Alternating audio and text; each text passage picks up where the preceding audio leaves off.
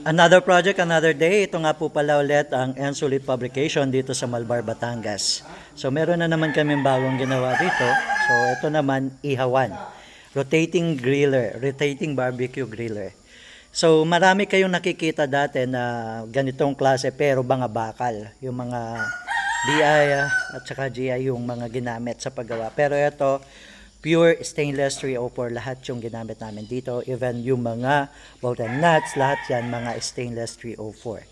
So ang kagandahan nito is pwede ninyo siyang dalhin kapag halimbawa magka-camping kayo kasi yan, napo-fold yung handle niya, okay, and then pwede ninyo siyang rotate, ayan, so hindi na ninyo siya kailangang hawakan.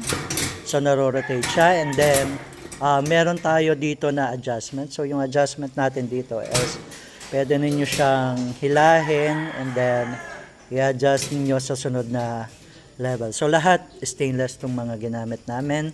And then, yung lagayan ng charcoal. So, napupull out siya. Pwede ninyong itapon kapag halimbawa tapos na kayo or kailangan na ninyong i-impake o galing na ulit ito.